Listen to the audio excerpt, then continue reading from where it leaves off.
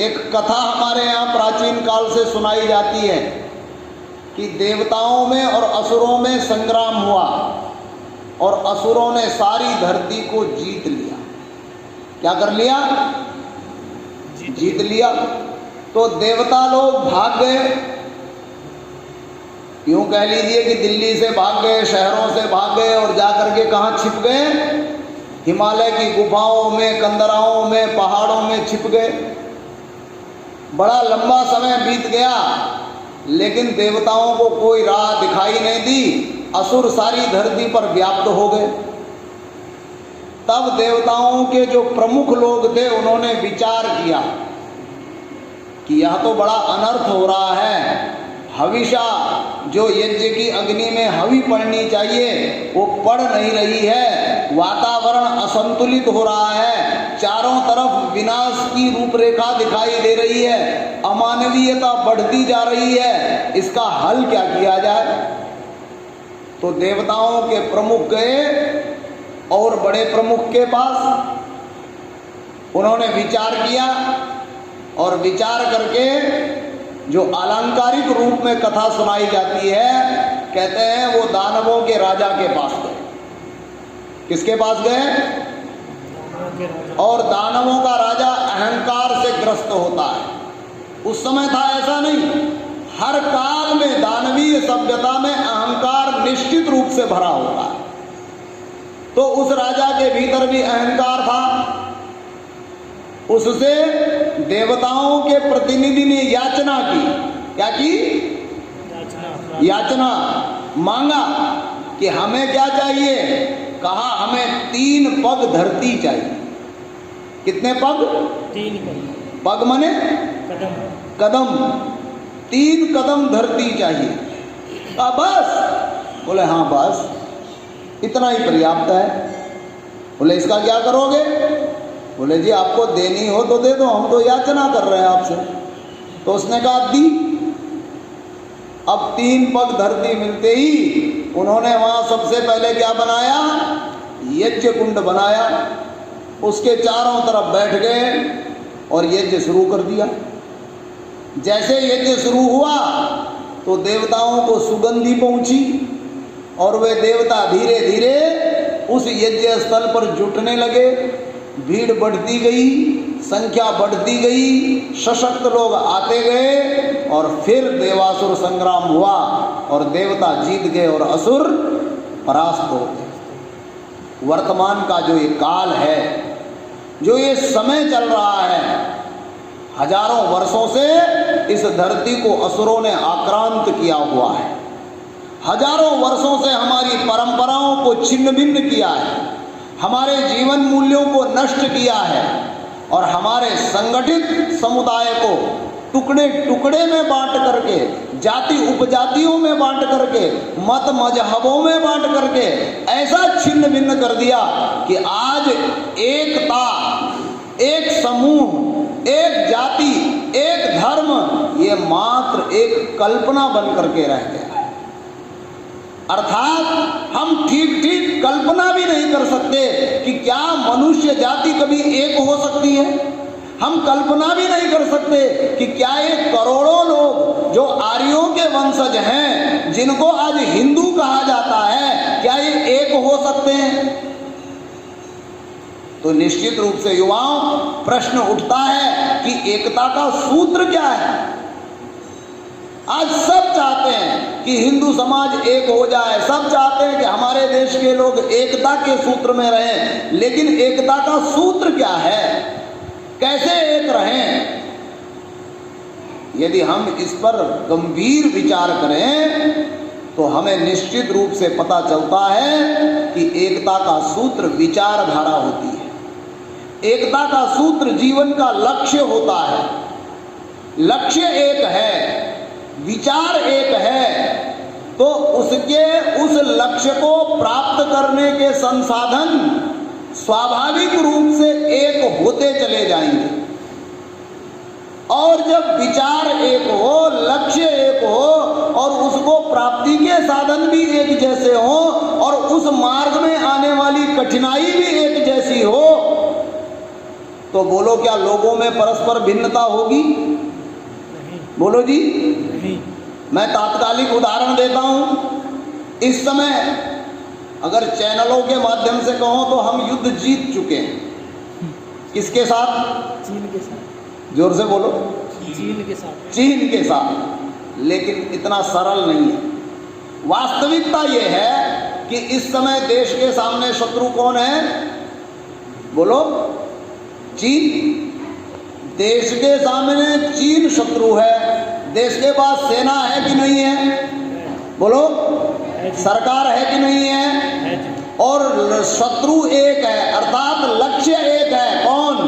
चीन। अब उस लक्ष्य को साधना हो, मान लो कि युद्ध निश्चित हो जाए, तो सबका मुख, सबकी सोच, सबका विचार अपने अपने रोजमर्रा के काम करते हुए भी किसके प्रति होगा? बोलो जी। चीन के प्रति होगा। कोई मन से उसको ध्वंस कर रहा होगा, कोई सीमा पर शस्त्र से कर रहा होगा, कोई बुद्धि से सोच रहा होगा कि इसके ध्वंस का उपाय क्या है, कोई यूं ही खून में उबाल लेकर के चल पड़ा होगा कि चलो। पीछे आपने एक वीडियो देखी होगी, छोटे छोटे बच्चे किसी गांव से चल पड़े थे।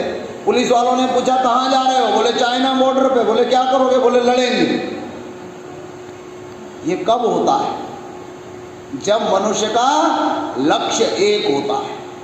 उस लक्ष्य को साधने के लिए, उसको प्राप्त करने का विचार एक होता है, और जब उस विचार को चरितार्थ करने के उपाय भी एक होते हैं, तब एक सिद्धांत निर्मित होता है। जानते हो सिद्धांत क्या है? बोलो जी। ध्यान से सुनना और याद कर लेना। सिद्धांत है कि आर्य और आर्य में कभी द्वेष, बोलो जी, आर्य से आर्य में कभी द्वेष नहीं होता। ये हो गया सिद्धांत। तब आती है एकता, तब आता है प्रेम। लेकिन अब प्रश्न उठता है कि ये सिद्धांत टूटता कब है? कब ये आर्य से आर्य में द्वेष होने लगता है? याद रखना, आर्य से आर्य में द्वेष नहीं होता। आर्य से आर्य में द्वेष कब होता है? जब दोनों अनार्य हो तो द्वेष होता है। अनार्य मतलब अनाड़ी, सिद्धांत से, विचार से रहित, अज्ञान में पड़ा हुआ, अविद्या से ग्रस्त, हठ दुराग्रह से ग्रस्त जब व्यक्ति होता है, दोनों होते हैं, अपने अपने मतपंथ वाले होते हैं, तो निश्चित रूप से द्वेष होता है, बखेड़ा होता है, लड़ाई होती है, मारकाट होती है। एक परिस्थिति। एक दूसरी परिस्थिति है जिसमें द्वेष हो सकता है, जिसमें लड़ाई हो सकती है, जिसमें परस्पर वैमनस्य हो सकता है, जिसमें एक दूसरे के प्रति विरोध हो सकता है। और वो परिस्थिति क्या है? वो परिस्थिति है एक आर्य हो और एक, बोलो जी, आर्य के गुणकर्म स्वभाव को से हीन हो, या आर्य के गुणकर्म स्वभाव को छोड़ चुका हो, या आर्य के गुणकर्म स्वभाव से अपरिचित हो, उसको जानता ही ना हो, तो भी युद्ध होगा, तो भी विरोध होगा, तो भी वैमनस्य होगा। लेकिन यदि मैं भी आर्य हूं, आप भी आर्य हैं, मैंने भी सिद्धांतों को समझा है, आपने भी समझा है, तो कभी भी द्वेष, बोलो, नहीं होगा। नहीं होगा। सिद्धांत क्या है? एक छोटा सा उदाहरण देता हूं, और महत्वपूर्ण उदाहरण है कि आर्य को नित्य सायं प्रातः संध्या करनी चाहिए। ये एक सिद्धांत हो गया। आप सब आर्यजन नित्य प्रति आपने संध्या शुरू कर दी। फिर एक दिन आप मिले, आपने एक से पूछा आपने संध्या की? उसने कहा हाँ। उसने आपसे पूछा आपने संध्या की? बोले हाँ।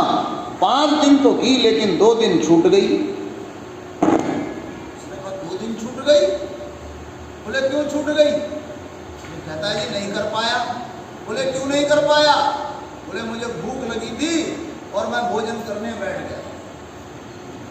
तो जो भोजन करने बैठा था उसका दूसरे ने उपहास किया, विरोध प्रारंभ हुआ, और विरोध प्रारंभ हुआ और एक विवाद में परिणत हो गया। अच्छा, मैं आप लोगों से पूछता हूं, क्या ये विवाद होना चाहिए था? बोलो जी। नहीं होना चाहिए था। क्यों नहीं होना चाहिए था? एक ने संध्या की और एक ने संध्या नहीं की। आप कहोगे जी 2 ही दिन तो नहीं की, लेकिन ये बताओ इस 2 दिन में इन दोनों का विचार एक रहा कि भिन्न भिन्न हो गया? बोलो, भिन्न भिन्न हो गया। और सिद्धांत भिन्न हुआ, विचार भिन्न हुआ, तो बोलो विवाद होगा कि नहीं होगा?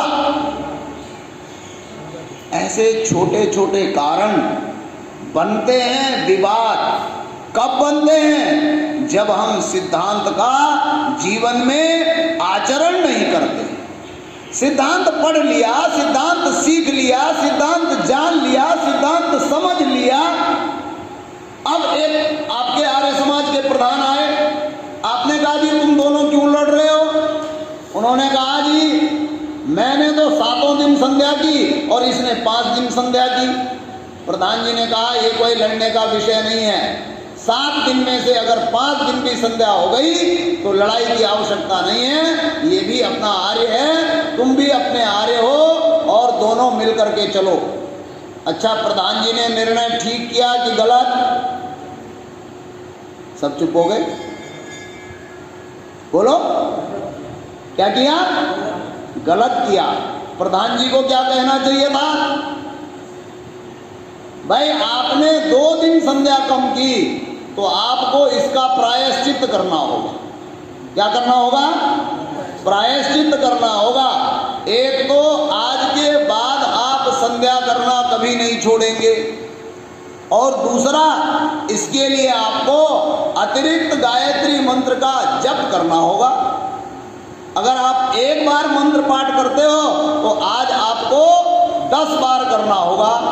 अर्थ चिंतन पूर्वक करना होगा, विचार पूर्वक करना होगा, और ये निर्णय करना होगा कि आज से आपकी संध्या छूटे ना। और दूसरे को कहें कि हाँ अच्छा है, आपने इनका दोष पता किया और दूर करने का उपाय किया, आप बढ़िया व्यक्ति हो, लेकिन आप कभी दोष मत कर देना, नहीं तो या फिर आपके दोष को खोजेगा। तो ये हो गया यथार्थ निर्णय। दुर्भाग्य यह है युवाओं कि वर्तमान काल के हम लोगों में इसके प्रति सावधानी नहीं है, इसके प्रति जागृति नहीं है। हमारे समाज में एक शब्द चल पड़ा है।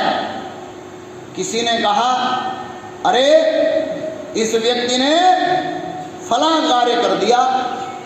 बोले भाई कोई बात नहीं, इतने बड़े बड़े दुष्कर्म हो रहे हैं, इसने छोटी सी गलती की है, बस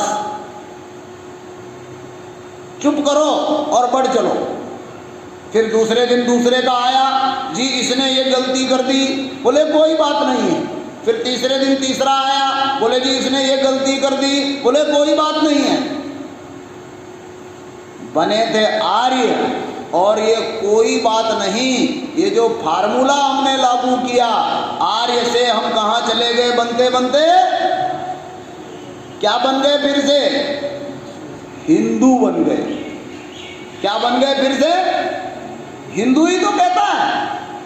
क्या कहता है? इसने मांस खा लिया, कोई बात नहीं। इसने शराब पी ली, कोई बात नहीं।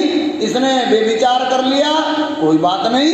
इसने मदरसे में जाकर उसने सैयद पर जाकर के माथा टेक लिया, कोई बात नहीं।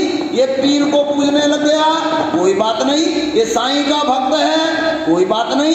ये शनि का भक्त है, कोई बात नहीं। ये ईश्वर का भक्त है, बोले कोई बात नहीं। अर्थात सिद्धांत क्या रहा? संकल्प क्या रहा, प्रतिज्ञा क्या रही। आज भी आप लोग देखते हैं जब संसद का चुनाव होता है और मंत्री परिषद बनती है, सांसद बनते हैं, तो उन सबको शपथ लेनी होती है, जिसको हम कसम कहते हैं, कसम खानी पड़ती है, शपथ लेनी पड़ती है कि हम संविधान के दिए हुए अधिकारों के अनुसार कार्य करेंगे। हम गोपनीय बातों को अपने परिवार में, अपने समाज में, अपने लोगों में तब तक प्रकट नहीं करेंगे जब तक कि संवैधानिक उत्तरदायित्व मुझे उसके लिए अवसर नहीं देता। लेकिन ये शपथ रोज हर 5 साल पर होती है और 5 साल में ना जाने कितनी बार टूटती है, क्योंकि फार्मूला एक चला है, कोई बात नहीं। हम सबको ये दृढ़ता अपनानी होगी कि चाहे कोई कितना बड़ा हो और कितना छोटा है, यदि वो सिद्धांतों में विचलन पैदा करता है, यदि वो सिद्धांतों में प्रमाद करता है, यदि वो अपने उत्तरदायित्व से सीमा को लांघ करके कार्य करता है, तो वह आर्य समाज को बनाने में नहीं बल्कि समाज को बिगाड़ने में कारण बनेगा। वह संगठन, और संगठन एक यज्ञ है और यज्ञ पवित्रता के साथ होना चाहिए। आप सब लोग उसी मनोभाव से इस परम पावन पवित्र यज्ञ को संपन्न करें और जीवन को सतत आगे बढ़ाते रहें। इतना ही कह करके मैं अपनी वाणी को विराम देता हूँ। ओम शांति शांति शांति।